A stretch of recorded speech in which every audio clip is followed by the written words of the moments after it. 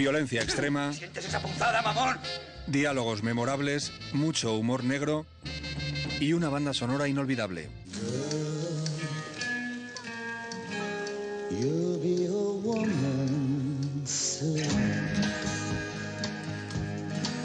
Un provocador incorregible como Quentin Tarantino consiguió un auténtico bombazo de taquilla en 1994 gracias a Pulp Fiction.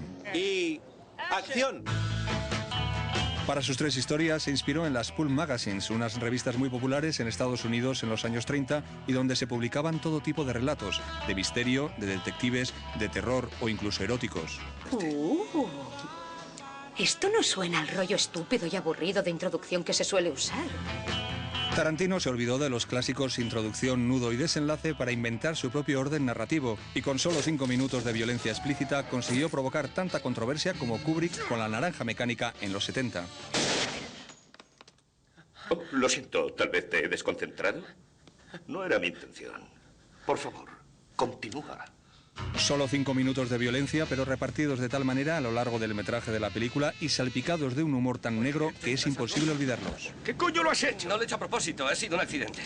Quentin Tarantino renovó el cine negro y se atrevió a ir más allá de esas situaciones que hemos visto en decenas de películas. Supimos más cosas sobre un boxeador que amaña un combate, una pareja de gángsters en plena faena o la novia del jefe. ¿Cómo se llama ella? Mía.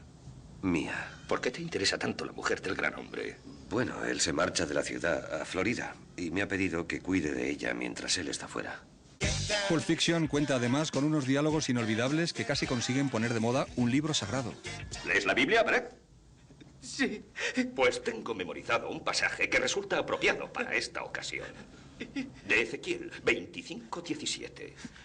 Tarantino puso a Samuel L. Jackson a leer la Biblia y consiguió que John Travolta volviera a bailar, aunque con un estilo distinto al que le hizo famoso en los 70. Damas y caballeros, ha llegado el momento que estaban esperando. Jackrabbit Slims presenta su famoso concurso de twist.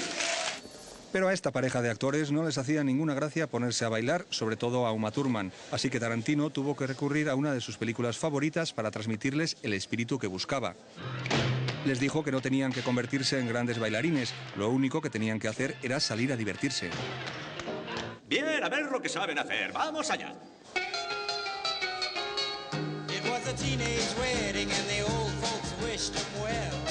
Consiguieron protagonizar uno de los bailes más conocidos e imitados de la historia del cine. Pero los gángsters de Pulp Fiction hacen algo más que matar, leer la Biblia y bailar el twist. Yo voy al servicio a empolvarme la nariz. Tarantino no se cortó un pelo, mostró el consumo de drogas con todo lujo de detalles y por si acaso ofreció un cursillo acelerado de primeros auxilios. El primer capítulo, la inyección de adrenalina en caso de sobredosis.